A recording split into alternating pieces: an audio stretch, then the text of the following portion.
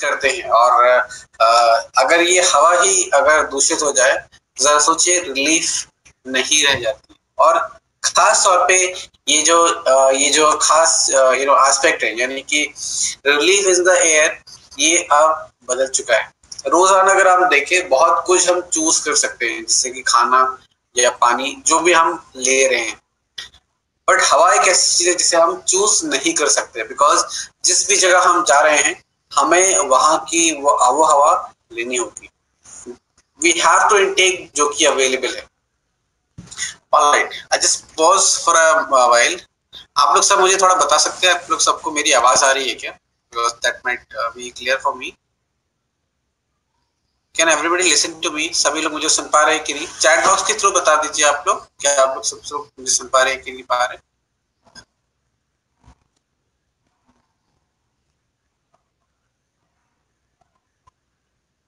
सिद्धार्थ जी का आ गया message. Yes, anybody else? अगर आप 2-3 और मुझे बता दें। So we have 25 participants. So few more. All right. Okay. I assume कि आप लोग सभी लोग मुझे सुन पा रहे हैं, बिकॉज कुछ लोगों ने शायद हैंड रेज भी किया है और कुछ लोगों ने चैट बॉक्स इस्तेमाल किया है। अगर आपको कोई सवाल है और आपको कुछ सुझाव देना है तो चैट बॉक्स का इस्तेमाल कर लीजिए, because hand raising would not work as of now. Alright, so I move ahead now. So अगर आप देखिए, ये रोजाना करीब हम 12,000 लीटर ऑफ एयर जो है हम इनहेल करते हैं और एक्सेल आउट करते हैं रिस्पॉन्स। जरा सोच के देखिए, वो हवा जो अवेलेबल है, वो हवा जो हमारे लिए आपके आसपास में प्रेजेंट है, हवा को हम कभी भी बदल नहीं सकते। अपने आसपास के जो एनवायरनमेंट पे हवा है वो वही रहेगी जो है। एक कम्युनिटी का, एक समाज का, एक स्टेट का अपना एफर्ट होता है अपने आसपास की जो हवा है उसे ट्रीट करने के लिए, लेकिन अगर आप देखिए आज के समय में ये हमारे बस में नहीं है। बिकॉज अगर आप देखिए, जो ह्यूमन एक्टिविटीज, जो गतिविधियां हैं, वो एक निर्धारित रूप पे चलती हैं और हम डेफिनेटली उस निर्धारित रूप के एक्टिविटीज का एक हिस्सा भी होते हैं, डायरेक्टली और इनडायरेक्टली। और ऐसे में जरा आप देखें, ये एयर जिसे हम इनहेल कर रहे हैं, क्या ये शुद्ध है? अगर आप देखिए, ये एयर का जो लेवल है वो पोल्यूटेड होता चला जा रहा है और खास तौर पे एक इनविजिबल किलर के फॉर्म पे देखा जा रहा है वो हवा जो हमारे लिए अवेलेबल है।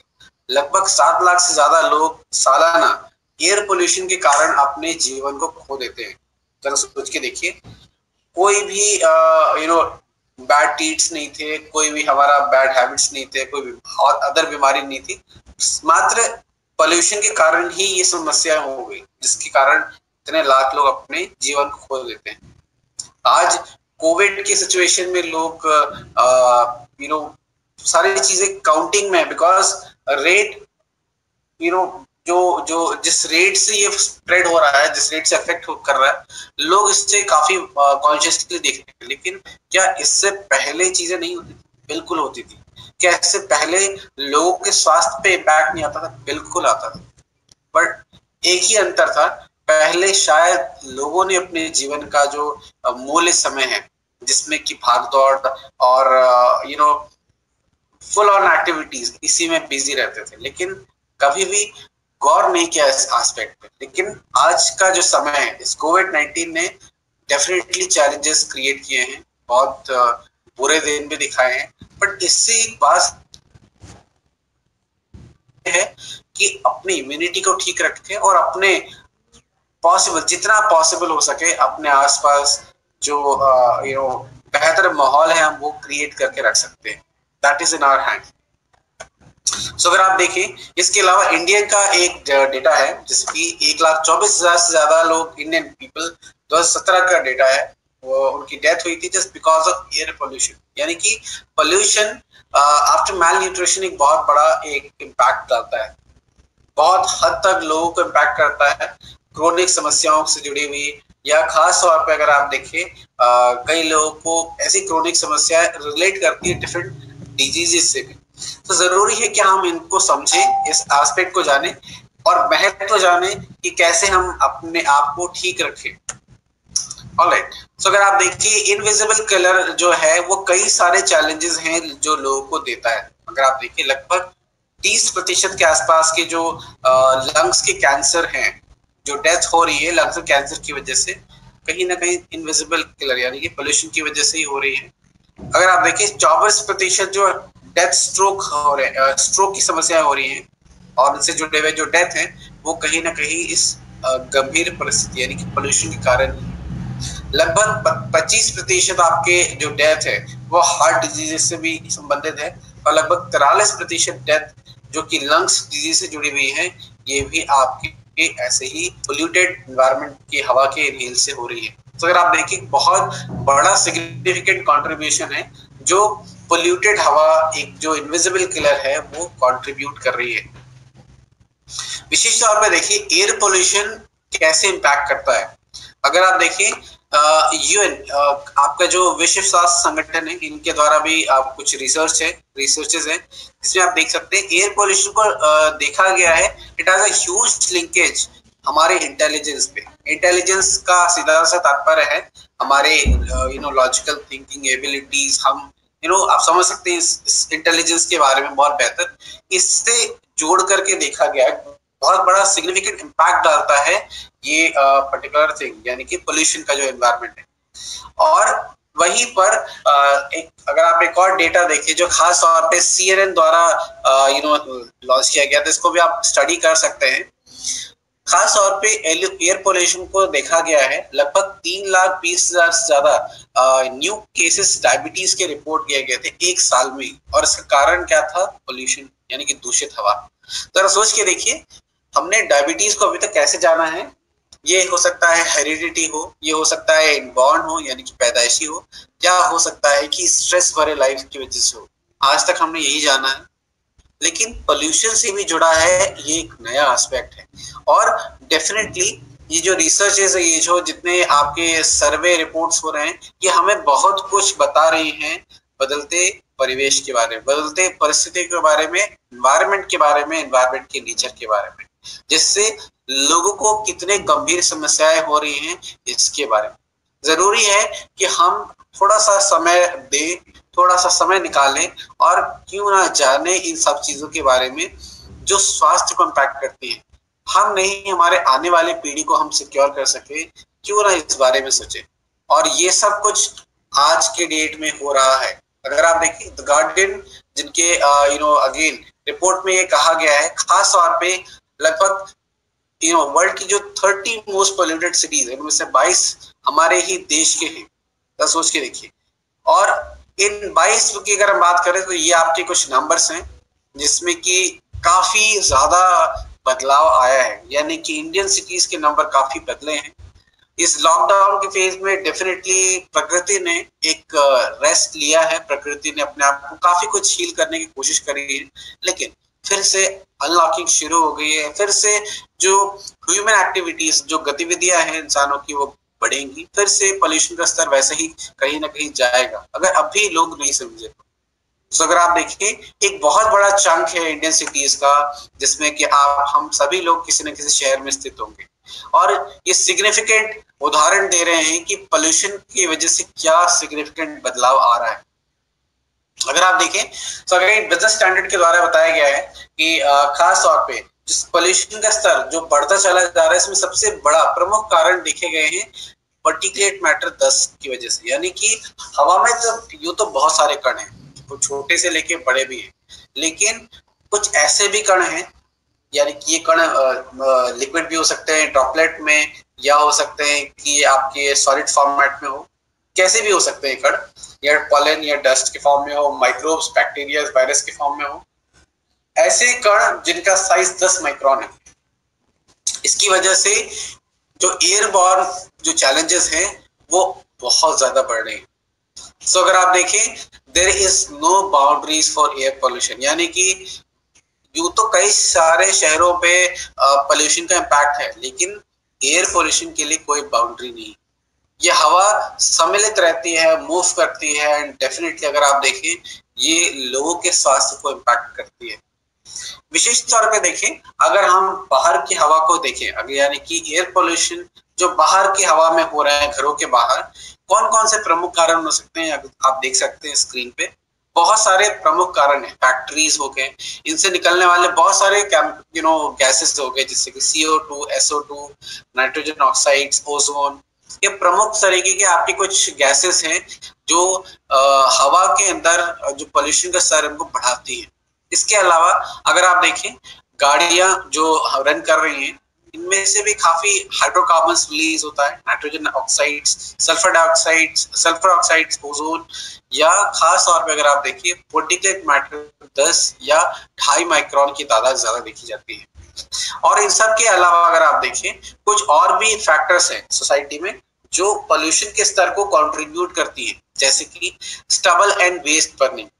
अगर आप देखिए फार्मलैंड्स बहुत सारे जहां पर अगर आप देखिए जो खेती है उनको एक समय बाद जला दिया जाता है, नतीजा हवा में वो सारे जो कण हैं वो रिलीज होते हैं। इसके अलावा ये तो एक फार्मिंग प्रैक्टिस से जुड़ी हुई होगी, इससे ज्यादा अर्बन सोसाइटीज में अगर आप देखिए कूड़े करकट को इकट्ठा करके एक बहुत ही एक अनऑर्गेनाइज तरीके से उनको बर्न कर दिया जाता है, जिससे कि खास तौर पे जो पोल्यूशन का स्तर है वो बढ़ता है। तो बहुत दोनों ही कारण है, चाहे ग्रामीण क्षेत्र हो चाहे आपके शहरी क्षेत्र हो, सारी जगहों पे एक स्टबल और वेस्ट यानी कि जो हमारा कूड़ा करकट निकल रहा है, इसको सही तरीके से अगर हम डिस्पोज नहीं कर रहे हैं और यूं ही जला दे रहे हैं तो उसका जो इम्पैक्ट है वो पर्यावरण झेल रही है। इसके अलावा अगर आप देखिए पॉलन्स, पराग जो पेड़ पौधों से निकलते हैं, ये छोटे छोटे कण होते हैं। तो ऐसे में ये कुछ प्रमुख कण हैं या डस्ट हैं या गैसेस हैं या आपके पार्टिकल्स हैं, ये सब कुछ हवा के अंदर सम्मिलित होते हैं और हवा को दूषित करते हैं। एक प्योर हवा को दूषित करने के लिए जिम्मेदार देखे गए हैं, जिसकी वजह से बाहर पे अगर आप देखें जब भी हम एयर क्वालिटी इंडेक्स को चेक करते हैं AQI, तो वहां पर इन सारे प्रमुख कारणों के जो मात्राएं हैं वो ज्यादा देखी जाती है। तो आइए देखते हैं कि बाहर की तुलना घर के अंदर ऐसे क्या है जिसकी वजह से पोल्यूशन का स्तर ज्यादा हो सकता है या पोल्यूशन क्रिएट होता है। तो आपने कार के बारे में लास्ट ट्रेनिंग में जाना था। अगर हम घर की बात करें तो घरों में बहुत से लोग पेट को यानी कि जानवर पालते हैं, एनिमल्स को पालते हैं। सो उनके बालों से निकलने वाला छोटा छोटा कण, पेट टेंडर, सिगरेट स्मोक करने की कुछ लोगों की हैबिट होती है, तो उसका स्मोक का जो फ्यूम्स होता है, डस्ट होता है।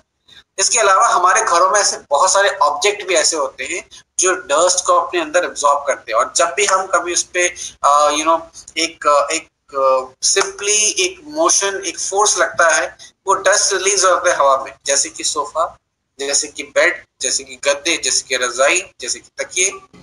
यूं तो मालूम नहीं चलते, लेकिन अगर आप उसको अगर आप डस्टिंग करें उसका, तो बहुत सारे डस्ट जो है वो एमिट आउट कर रहा होता है। तो ऐसे में ये कुछ प्रमुख कारण है। और इसके अलावा घरों में डस्ट होता है या बाहर के वातावरण से डस्ट भी आते हैं। और अगर आप देखें इसके अलावा घरों में खाना पीना बनाया भी जाता है, यानी कि पाउडर्स, फ्यूम्स निकलते हैं।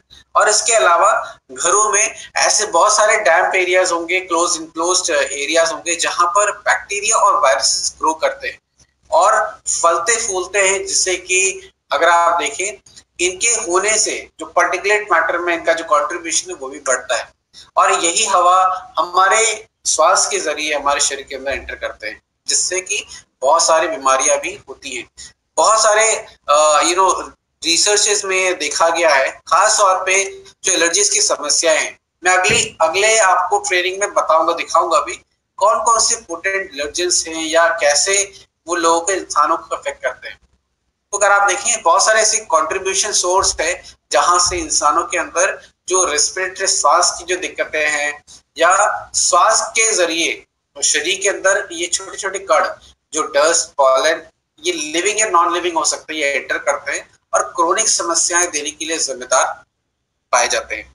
अगर मैं आपको बताऊं जो पोल्यूशन घरों के अंदर है वो बाहर की तुलना बहुत ज्यादा है। कितना? लगभग 2 से 5 गुना ज्यादा देखा गया है। क्यों? बिकॉज आपने जो घरों के अंदर का फैक्टर तो देखा, साथ साथ बाहर की हवा भी घर के अंदर आती है, खिड़कियों से, दरवाजों से। सो ऐसे में पोल्यूशन का स्तर घर के अंदर 2 से 5 गुना ज्यादा देखा जाता है, जो कि घर के अंदर का जो एटमॉस्फेयर है, एयर है, उसको और भी ज्यादा वर्स बना देता है, खराब बना देता है इन कंपैरिजन, तुलना बाहर के। और अगर हम बात करें इंक्रीज एक्सपोजर, जब हम घर पे हो, यानी कि हमारा जब एक्सपोजर इनसे जब बढ़ता है तो नुकसान हमारे ही शरीर को बहुत पड़ता है। और लगभग हम ऐसे ही इंक्लोज्ड घरों में दिन का 90% समय व्यतीत करते हैं। उदाहरण के तौर पे बहुत से लोग जो होम मेकर हैं, घर की देखभाल करते हैं, घरों में देखते रहते हैं, घर में कई सारे काम करते हैं, क्लोज घर। जो लोग ऑफिस में जाते हैं अगेन इनक्लोज कर, जो लोग अपने बिजनेस व्यवसाय की तरफ जाते हैं अगेन एक इनक्लोज रूम है या इनक्लोज आपका शॉप है या अपना एक ऑफिस है। या खास तौर पे अगर आप देखें जितने भी आपके इनक्लोज है बाहर की तुलना ज्यादा दूषित है। 90% से ज्यादा हमें समय स्पेंड करते हैं। एक सवाल मैं यहाँ पर रेज जरूर करना चाहूंगा लीडर्स, जो अक्सर आपके जहन में आएगा या कोई ऐसा जरूर होगा जिससे आप बात कर रहे हो और वो ये बात कह दे। बस आप जो बता रहे हैं अच्छी बात है, आपने बड़ी स्टडी कर दी है, लेकिन ये बताइए अगर हम अपने आप को इतना ही कमजोर कर देंगे, एक्सपोज नहीं करेंगे, तो हमारा इम्यून सिस्टम कैसे मजबूत होगा? एक सवाल आएगा। सो लीडर्स, यहाँ पर ऐसे ही सवाल को हम बहुत ही टैक्टफुली आंसर कर सकते हैं। कैसे कर सकते हैं? सिंपली आप देखिए, मैं आपको दो चीजें बताता हूँ। पानी पीने के कई स्रोत हो सकते हैं, नल का वाटर, झरने का पानी और फिल्टर का पानी, कैंडल फिल्टर वाटर आता था, आरओ का पानी। तो एक जमाना था जब लोग सिर्फ नलके के पानी, हैंडपंप से पानी पीते थे। धीरे धीरे पानी का स्तर इतना खराब होने लगा कि लोगों ने कहा कि नहीं भैया आप कैंडल फिल्टर लगा। कैंडल फिल्टर लगाया तो लोगों का कहना था कि अगर आप कैंडल फिल्टर पियोगे तो बीमार पड़ोगे, बिकॉज आप ज्यादा साफ पानी पी रहे हो। लेकिन देखा ये गया कि जो लोग कैंडल फिल्टर पी रहे वो फिर भी ठीक थे उनके तुलना जो एक्सपोज यानी कि डायरेक्ट पंप का पानी पी रहे, बिकॉज पानी का जो स्तर है, जो लेवल है, क्वालिटी, वो और खराब होता जा रहा। अब धीरे धीरे एक नया कॉन्सेप्ट आया, बिकॉज शहरीकरण के साथ साथ पानी का लेवल और खराब होने लगा। और खास तौर पे जब देखा यह गया कि फिल्टर और कैंडल के अलावा भी लोग बीमार पड़ रहे हैं, तो नए चीजों का आविष्कार हुआ, जैसे कि आपका आरओ का सिस्टम। जब आरओ आया तो भी ये कहा गया था कि अगर आप आरओ का पानी पियोगे तो भी दिक्कतें होंगी, तो भी विशेष तौर पे हम बीमार पड़ेंगे। लेकिन फिर भी लोग आरओ आज चूज करते हैं, सबसे ज्यादा चूज करते हैं। क्यों चूज करते हैं? बिकॉज खास तौर पे जो लेवल है पानी का स्तर वो और फिर से घटा है और दूषित हो चला है, जिसकी वजह से हम मैक्सिमम प्रोटेक्शन आज भी देखते हैं। आज भी होंगे लोग जो नल का पानी पीते होंगे, जो पंप का पानी लोग पी लेते होंगे, जिनकी इम्यूनिटी बहुत स्ट्रांग होगी। लेकिन लीडर्स में एक बात जरूर कहना चाहूंगा इस पूरे फेज में, अगर ये बात निकल के आती है, यानी कि अगर लोगों को ये बात लगती है कि हमारा इम्यूनिटी एक्सपोजर से बढ़ता है, तो ये बात उतनी ही ज्यादा महत्वपूर्ण है कि हमारा एक्सपोजर टुवर्ड्स जितने भी आपके जो चैलेंजेस है वो और बढ़ भी गया है, जिसकी वजह से ऑलरेडी डैमेज हो चुका है काफी कुछ। ऑलरेडी हम एक्सपोजर की तरफ या डैमेज वाले एक्सपोजर की तरफ बहुत ज्यादा है। इसीलिए कहा जाता है कि हम अपने आप को एक सॉर्ट ऑफ रिलीफ दे उस एक्सपोजर से जो हमारे इम्यून सिस्टम को बचाए रखने में हेल्प करे। बिकॉज जब तक कोई रिस्पॉन्स नहीं आ रहा, जब तक everything is all right, it's all right, लेकिन जब कोई रिस्पॉन्स आना शुरू होता है बॉडी से, it means there is something wrong. कुछ है जो इम्यूनिटी के साथ चैलेंज है, कुछ है जो अब करने की जरूरत है। और ये कैसे होगा? जब हम अपना एक छोटा सा एक प्रयास करेंगे अपने आसपास के परिवेश को ठीक करने के लिए। तो लीडर्स, कनेक्ट करते हुए मैं आगे ले जाना चाहूंगा, ये बताऊंगा, अगर आप देखिए आज की तो यानी कि जो घर के अंदर का जो माहौल है, जो एयर है, इसमें पार्टिकुलेट मैटर 2.5 और 10 इनकी तादाद ज्यादा पाई जाती है। और इसकी वजह से जो एयर का जो लेवल है, जो एटमॉस्फेयर का जो लेवल है, वो और भी ज्यादा खराब होता जा रहा है। बाहर भी इसकी तुलना ये जो मात्राएं हैं वो ज्यादा पाई जाती है। लेकिन एटलीस्ट बाहर हमारा कंट्रोल नहीं है, लेकिन घर पे हमारा कंट्रोल जरूर है। घर का एयर हम कंट्रोल कर सकते हैं, बट बाहर का एयर नहीं कंट्रोल कर सकते।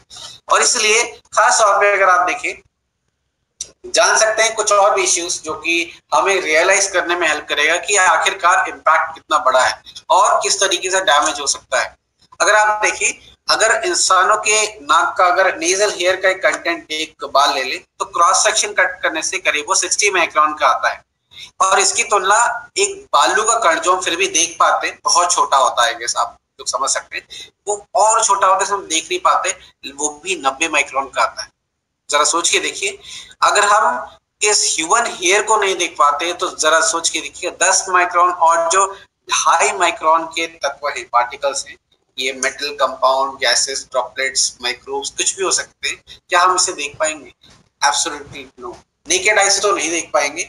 और चांसेस है कि ये बड़ी आसानी से हमारे रेस्पिरेटरी ट्रैक के थ्रू एंटर कर जाए और हमारे ब्लड स्ट्रीम के थ्रू किसी भी प्रणाली के अंदर प्रवेश भी कर सके।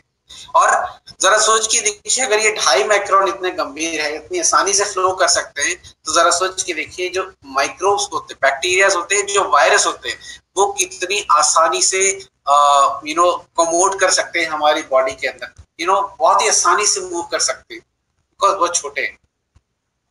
ऑलराइट, सो अगर आप देखें इन सब को रिलेट करते हुए, अगर ये जो पर्टिकुलर मैटर है वो आखिरकार आता कैसे है हमारे घरों के अंदर, तो बाहर के वातावरण से आता है, खाना पीना जो बनाते हैं, टोबैको अगर स्मोकिंग करने की आदत है, या फिर जो रोज अक्सर हम करते हैं, भगवान की आराधना करते हैं, या घरों में हम कैंडल या इंसेंस स्टिक्स जलाते हैं, तो वहां से भी आ सकते हैं। इसके अलावा अगर आप देखें, ये जितने भी पर्टिकुलेट मैटर है, ये हमारे स्वास्थ्य पे बहुत बड़ा असर डालते हैं, जैसे कि लंग्स के डिजीजेस या फिर लंबे समय तक एक्सपोजर पे कैंसर की समस्या। जरा सोच के देखिए, पहले बड़े कम लोग सुनने को मिलते थे कि बीमार हो गए, फलाना को कैंसर हो गया, फलाने को हार्ट की गंभीर बीमारी हो गई, लेकिन आजकल बहुत फ्रीक्वेंटली देखने को मिलता है। क्यों? बिकॉज लोग ऑलरेडी काफी समय से एक्सपोज थे, लेकिन पता नहीं था। और अगर आप देखें, हार्ट की समस्याएं, रेस्पिरेटरी कंसर्न्स बहुत बढ़ गए हैं, लोगों को अक्सर एलर्जीज, फ्लू और इस तरीके के सिम्टम्स फ्रीक्वेंटली नजर आते हैं, और रिसेंट केसेस में डायबिटीज की समस्याएं भी देखी जा रही है। और अगर मैं बात करूं विशिष्ट तौर पे, सब पार्टिकुलेट मैटर जो जीवित नहीं है, इनके अलावा बायोलॉजिकल पॉल्यूटेंट्स भी पाए जाते हैं, यानी कि जीवित कण। और ये जीवित कण कैसे हैं? ये पोटेंशियल होते हैं हमारे बॉडी के अंदर कुछ चैलेंजेस को जन्म देने के लिए। ये हो सकते हैं मोल्ड्स के रूप में, यानी कि फंजाई के रूप में, या हाउस माइट्स, छोटे छोटे माइट्स के रूप में होते हैं, जो अक्सर बेड्स, पिलोस या तकिए चादर में पाए जाते हैं, या हो सकते हैं बैक्टीरिया और वायरस के रूप में। बड़ा प्रकोप है आज के डेट में कोविड का। लेकिन जरा सोच के देखिए, हमें नहीं पता कि वायरस कब कहां से आ रहे हैं, लेकिन हम एटलीस्ट अपने आप को बचाने की प्रयास कर सकते हैं। पॉलेंस की समस्या, बहुत से लोगों को एलर्जीज होती है, हमें नहीं पता कौन सा पराग हमें इफेक्ट कर जाए। इसके अलावा पेट के डेंड्रस, पालतू जीव डेफिनेटली हम अपने घरों में रखते हैं, बट हमें नहीं पता कब हमें एलर्जी होगी, किस पार्टिकल से होगी। तो इस तरीके के कुछ जीवित कण भी हैं जो हमें इफेक्ट करते हैं। सो बायोलॉजिकल पॉल्यूटेंट्स कौन कौन से हेल्थ इफेक्ट्स देते हैं, जैसे कि अस्थमा जैसी समस्याएं ट्रिगर कर सकते हैं। और एक कॉमन सी समस्या जो लोग अक्सर फेस करते हैं इसकी वजह से, रनी नोज, यानी कि नाक का बहना, छींके आना और कंजेशन होते रहना, आमतौर पर लोगों को मिल जाता है। खांसना, वीजिंग, और खास तौर पे सांस लेने में जो दिक्कतें हैं, ये लोग फेस करते हैं। बहुत सारे केसेस में लोग कहते हैं कि सब कुछ दिखा लिया, आंखों को दिखा लिया, सर के रोग को दिखा लिया, सब कुछ दिखा लिया, बट फिर भी सर में दर्द बना रहता है, कमजोरी बनी रहती। तो एक पॉल्यूशन का जो इम्पैक्ट है, ये भी हेडेक और फटीग देने के कारण बन सकता है। जरा सोच के देखिए इसके बारे में। और इसके अलावा अगर आप देखें, बहुत सारे ऐसे सिम्टम्स जो हमें कॉमन डिजीजेस के रूप में मिलते हैं, जैसे कि स्वाइन फ्लू हो गया, स्मॉल पॉक्स हो गए, बहुत ही कॉमन है आज के समय में। और स्पेशली अगर आप देखें, ये जो प्रोग्रेसिव चेंजिंग इन वेदर है, इस फेज में अक्सर ये समस्याएं बढ़ जाती है, केसेस अक्सर ज्यादातर देखने को मिलते हैं।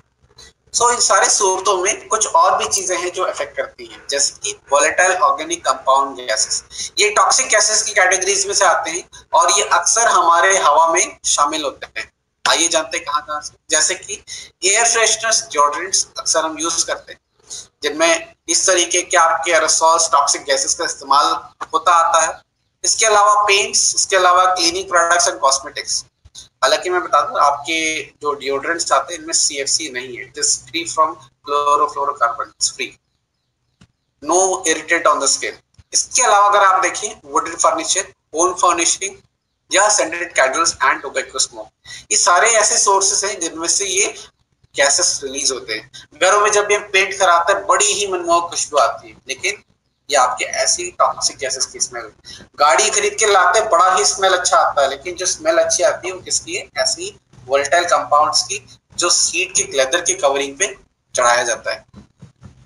तो अगर आप देखें ये VOCs भी बहुत सारे हेल्थ के इफेक्ट देते हैं, जैसे कि आंख नाक गले में इरिटेशन, धमनियों का कम होना, यानी सॉरी जो ब्रेथनेस है उनका कम होना, नौजिया, जी मिचलाना और सिर में दर्द या फिर थकान, फटीगनेस एंड चक्कर सा लगना, ये अक्सर फेस करते हैं लोग। सो इसके अलावा और क्या बुरा है? बुरा है यानी कि और ज्यादा गंभीर है बच्चों के लिए, जो हमसे तेजी रेट से सांस लेते हैं, अनबॉर्न बेबीज जो अभी माँ की कोख में है और मदर के इन्फेक्टेड ब्लड से हो सकता है बच्चों को जाए। इसके अलावा जो बुजुर्ग है जो अगेन हमसे बहुत ही फास्ट रेट से सांस लेते हैं, या ऐसे लोग जो अस्थमा और एलर्जीज की समस्याओं से गुजर रहे हैं, उनके लिए समस्या और गंभीर हो जाती है। और या फिर ऐसे लोग जो लंग्स या फिर हार्ट डिजीज से कंसर्न है, उनके लिए समस्याएं और भी खराब हो जाती है। ऐसे में जैसे कि मैंने कहा, बाहर की दुनिया पे हमारा बस नहीं है, लेकिन हमारा कंट्रोल कहाँ है? हम अपने घरों पे कंट्रोल लगा सकते हैं, हमारे घरों में कंट्रोल रख सकते हैं जो हमें क्लीन एयर देने में हेल्प करेगा। तो आइए देखते हैं इसके बारे में। Quality of air is quality of life, यानी कि खास तौर पे आप ला सकते हैं और अपने घरों में स्पेशली अपने जानने वाले लोगों को भी आप दे सकते हैं एम्बेज एक्सपर्टीज इन एयर प्यूरिफायर्स, यानी कि आपका एक एयर प्यूरिफायर कैटेगरीज, जिसमें अगर मैं बात करूं, एम्बे एक्सपर्टीज करता है 30 सालों से ज्यादा का अनुभव, 80 से ज्यादा पेटेंट्स और लगभग 3,50,000 से ज्यादा एयर प्यूरिफायर जो कि सेल किए जाते हैं across the globe. And this is your atmosphere mini, यानी कि खास तौर पे मिनी को आप घर ला सकते हैं और अपने घरों की हवा को ट्रीट कर सकते हैं। अगर मैं बताऊं तो ये वर्ल्ड का largest selling home air treatment product है। मिनी आपका इंडियन बेस्ड प्रोडक्ट है, यानी कि इंडियन घरों के लिए बनाया गया, यूएसए में डिजाइन है, शॉर्ट है, कॉम्पैक्ट है, कन्वीनियंट टू कैरी, और खास तौर पे इंडियन घरों के लिए है। मैं अगर बात करूं beyond HEPA and better than HEPA grade filter, तो सबसे पहले जरूरी है कि हेपा क्या होते हैं, आइए पहले जान लेते हैं।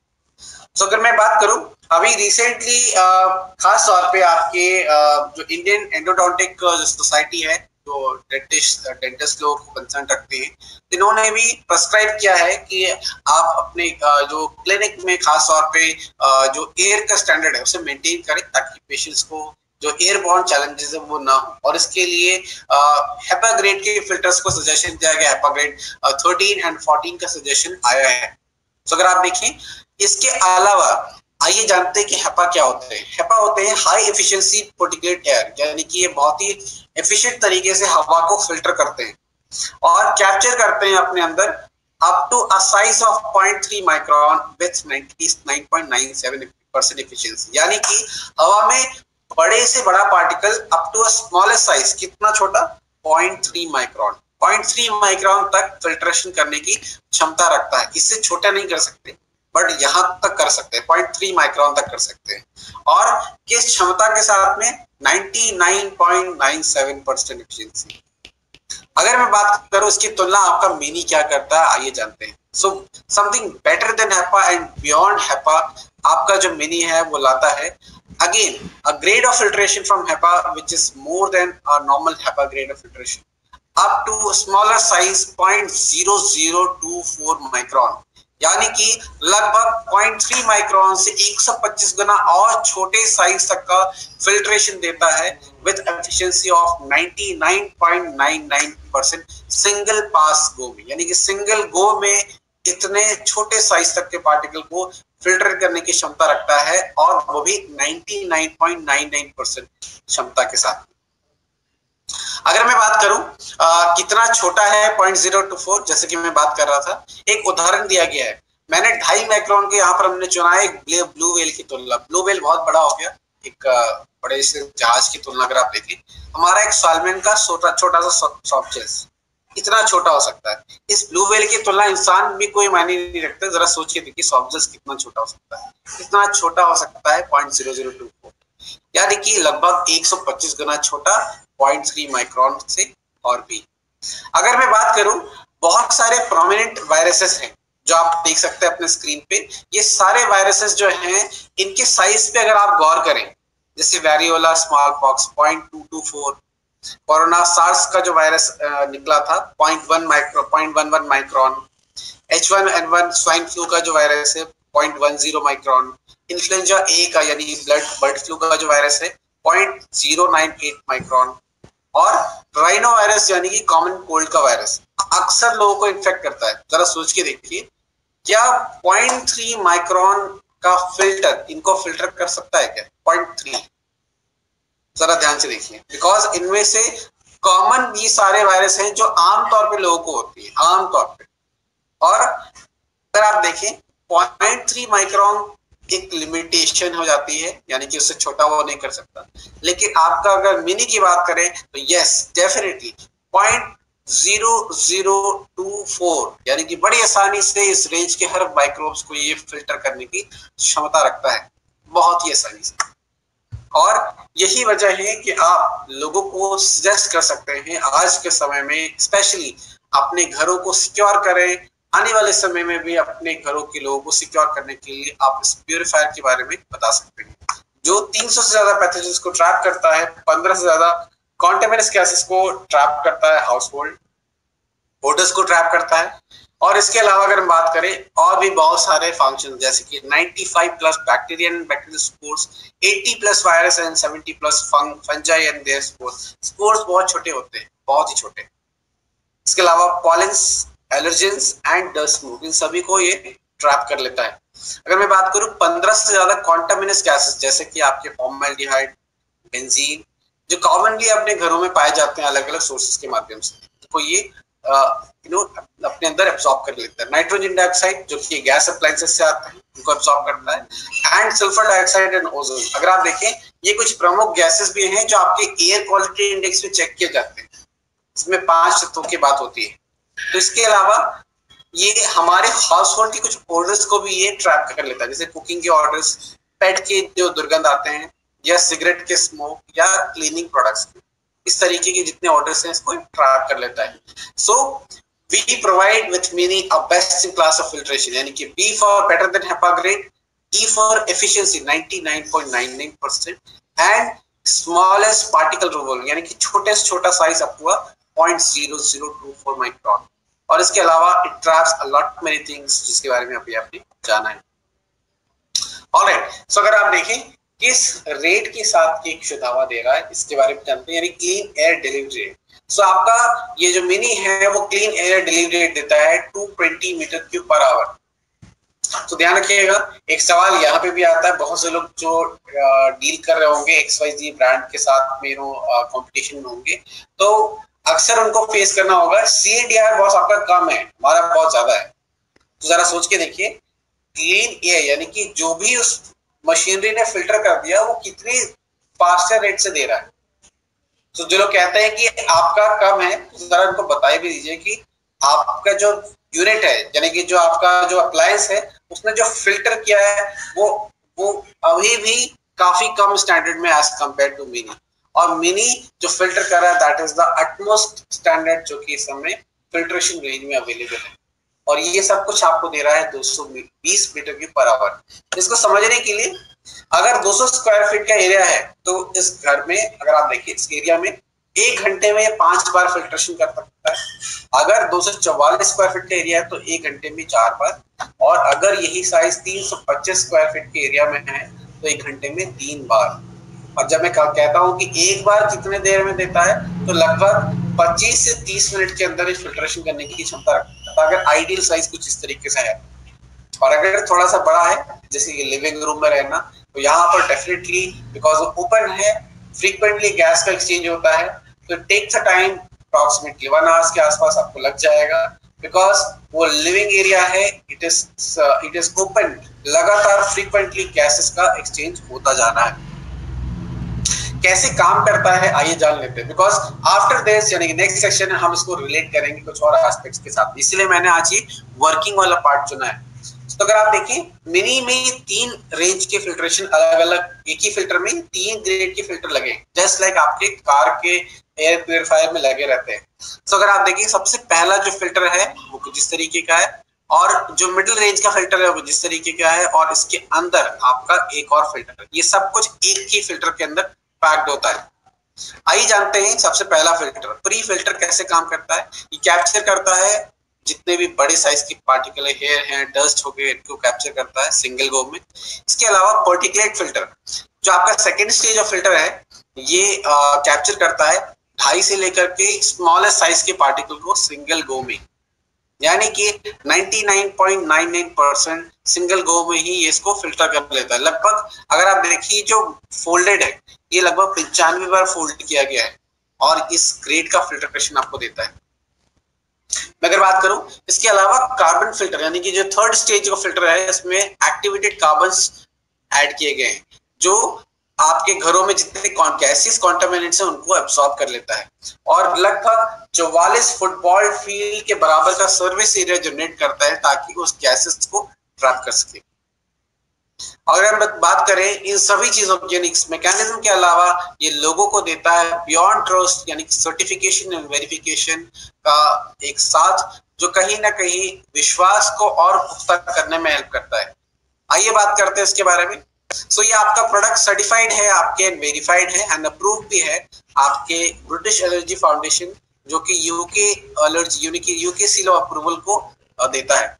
अगर आप देखें विशेष तौर पे ये जो संस्था है ये एलर्जेंस पे और इरिटेंट्स पे स्टडी करती है, और अगर आप इनकी वेबसाइट को चेक करेंगे तो आपको मिलेगा कि मिनी के जितने भी रेंज ऑफ प्रोडक्ट्स हैं, यानी कि एटमॉस्फेयर के जितने रेंज ऑफ प्रोडक्ट्स हैं वो आपके इस रेंज में वेरीफाई करते हैं। स्पेशली मिनी के बारे में भी दिया गया है।